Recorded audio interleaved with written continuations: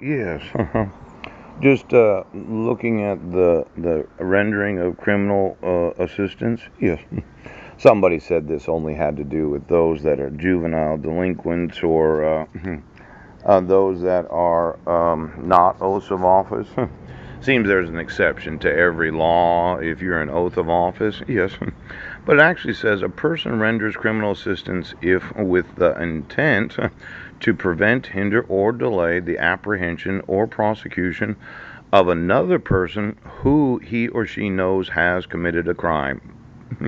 Now, let's say you're in another state, and I've been emailing you sheriffs in different counties of different states, and superintendents and civil rights coordinators, and those that are in the state legislature, pooch, Washington state legislature.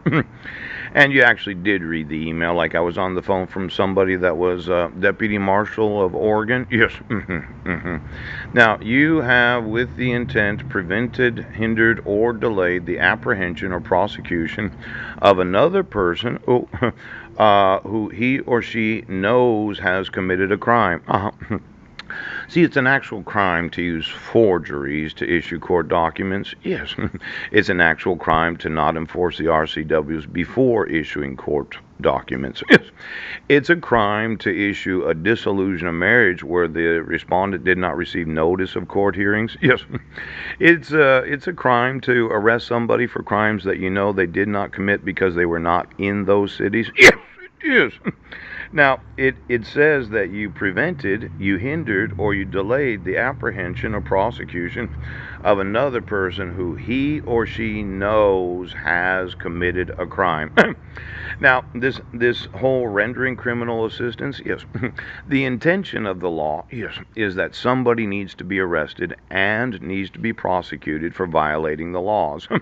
Let's say I told a judge, I said, Judge, I did not get personal service or service by publication because I had no mailing address. He says, well, I don't know if I have jurisdiction to enforce that. I'm like, well, you're preventing, yes, delaying, yes, preventing, hindering, or delaying the apprehension of the individual that issued the court order where I was not given notice or opportunity to be heard. Now, as a judge, you would think, well, I do know of a crime of somebody that should be apprehended and prosecuted for violating the requirements of the RCWs that are necessary before issuing court orders known as the 13th and 14th Amendments. Yes, yes.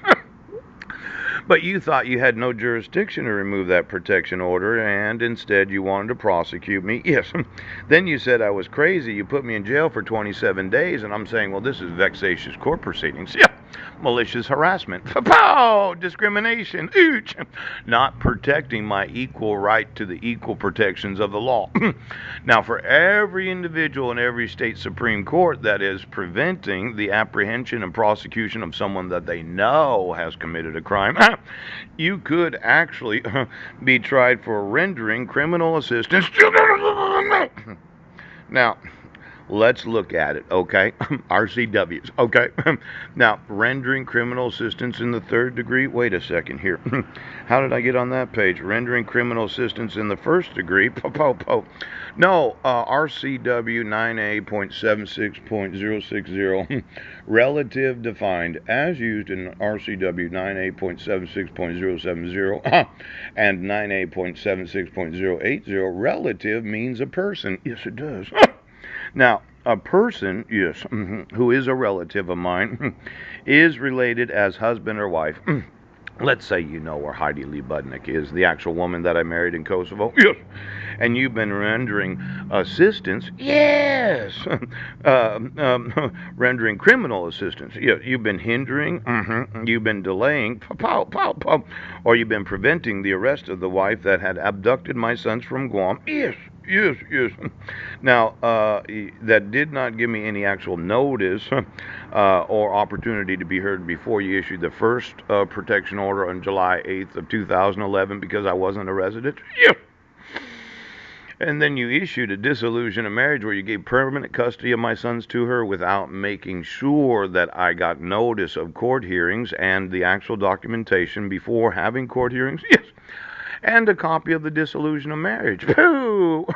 Now, it seems that these relatives, as defined in the RCWs, could be my wife. Yes, my sister Susan Bowers. What a floozy. And then could be my parents, okay? Sandra Taylor or Doug Taylor, my stepfather. Yes, my uncle. Oh, is it an uncle in there? No. Child or grandchild, stepchild, step-parent. Well, who is a relative, is related as husband and wife, brother or sister, parent or grandparent, who does not render criminal assistance to another person one or more of the means defined in section 4, 5, 6, 7, 8, 9, 10, 11, 12. Exactly who's been coming all the money. My Aunt Lori. Oh, really? Really? My Uncle Wayne. Is that right, pal?